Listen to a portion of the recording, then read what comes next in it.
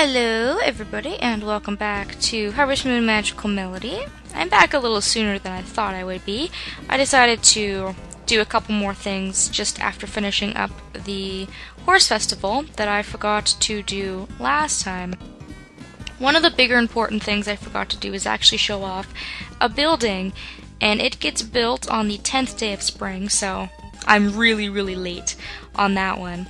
So if you go to the square and you go through the southern exit of it, you'll land pretty much straight in front of it. We actually have a library that gets built, and there's no notification on when it gets built. Like, they don't send you a letter in the mailbox or anything like that, and no one ever talks about it, so that's why it can be kind of easy to miss. But this place will automatically be built on the 10th day of spring. So let's go, and we get to meet our librarian.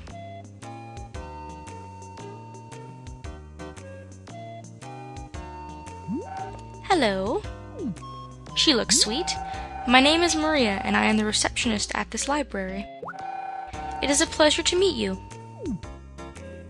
Very polite. Bookwormy type girl. I understand that you came here on the ranch plan. I heard this from my father. So she's actually the mayor's daughter. Oh, my father's Theodore, the mayor. He has taken quite a liking to you. The library is closed Mondays and holidays. If there's a book you'd like to read, please feel free to do so. Take care. Alright, so there's another character that we get to meet. Now what's interesting is Maria and Mary are virtually the same character. The names have changed throughout various Harvest Moon games. In earlier versions she was called Maria, and then later on her name was changed to Mary. And in the N64 version, Harvest Moon 64, Maria was actually the daughter of the mayor. So it's kind of cool because you see Maria/Mary in so many different ways, but that's just another cool connection to Harvest Moon 64. But anyways, Maria has a large collection of books in her library, and you can examine every single one of these bookcases, and you'll get a bunch of different book choices. So you might think it's boring and pointless to read all these books that nobody cares about, but if you examine each and every single one of these bookcases, a couple of them are useful. Like, this bookshelf is all about gems and mining, and then this one here we saw was all about flowers and things like that. And there's a couple of other ones like animals, and then there's like history. I mean, it has pretty much every section that a real library would have, which is pretty cool, and it's nice that it's all sectioned off quite nicely. But if you actually read every single one of these books that Maria has in the library that changes every season, you'll get a note for it. So if you read every single book, even if you just press A and scroll through it because you're not interested, keep track of all the books you've been reading, because eventually you'll get a note for it. And it's an easily missable note, but also a very easy one to get if you pay attention. So Maria is also eligible for marriage, just like she is in every single game that I can think of that she's a part of. But I find her to be particularly boring in this game, unfortunately. I liked her in Friends of Mineral Town because she was that very sweet, shy girl that just had the biggest heart, which is, you know, the Mary/Maria that I really love. But in this version, she just seems to be a very serious, like, religious bookworm. Now, there's nothing wrong with being religious or being serious, but she's just not the Mary that I really associate with. It's kind of interesting too, because when she's Maria in the older versions, she either seems to work at the library or the church a lot of the time she works at as well, and she does seem to take on that more kind of quiet, antisocial, religious type. And then in newer versions she's the really shy but cute and quiet librarian. But that's just what I've found. When I was playing as a boy, I was having a bit of a hard decision deciding who I wanted to marry, because so many of the girls in this game are so cute. but I knew right away I didn't really want to marry Maria. As a girl character, I haven't really thought about who it is I want to marry. There's not really any of them that particularly appeal to me. Alex is a good choice, I think. I think I'll end up marrying Ray, although I'm not sure. I got to know him really well on my mail file just because I like to give villagers gifts and things like that, and his personality really blossomed, which I thought was really cool. Bob doesn't appeal to me really.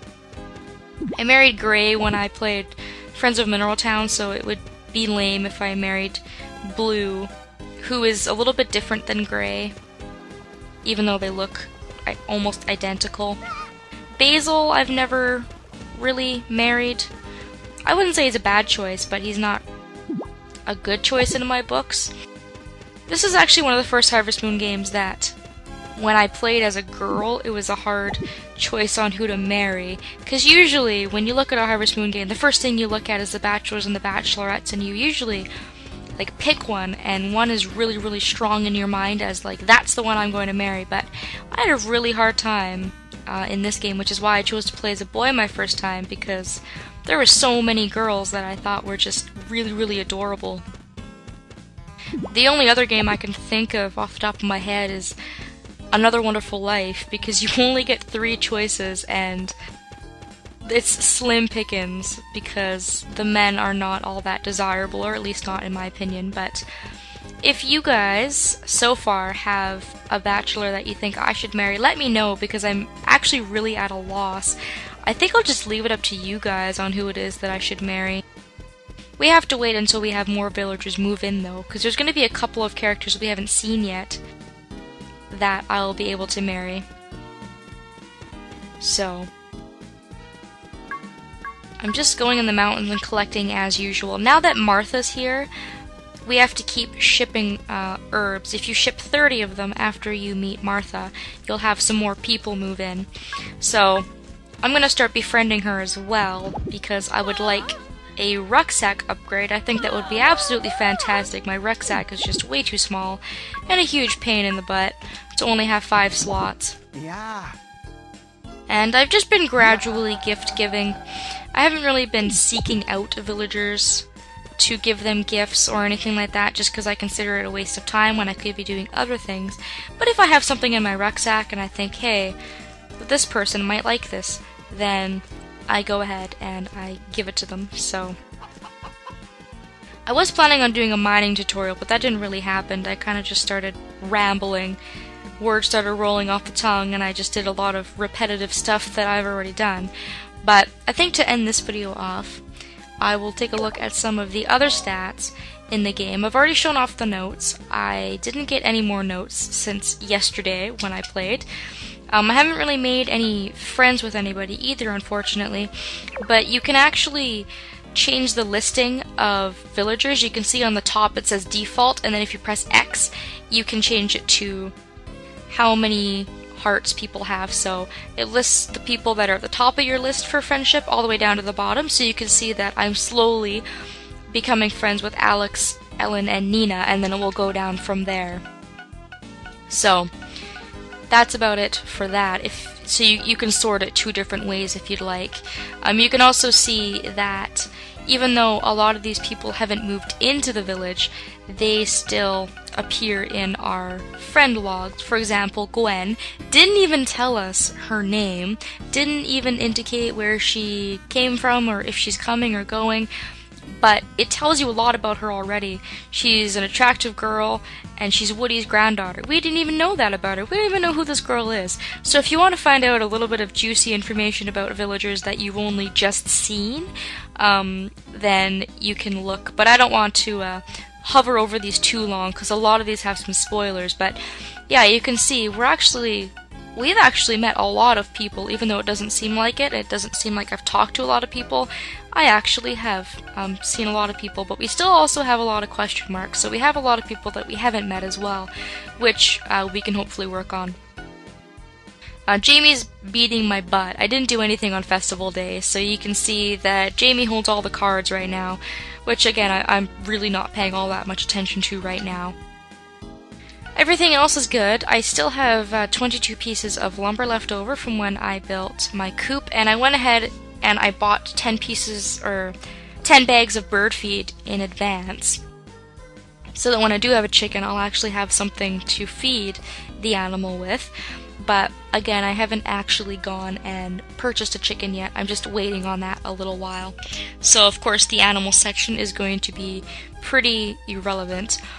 And then here it's going to start keeping a list of all the stuff that we've shipped and fish that we've caught and things like that. So I've managed to ship 18 turnips. I think it's really cool in Harvest Moon games that they do this.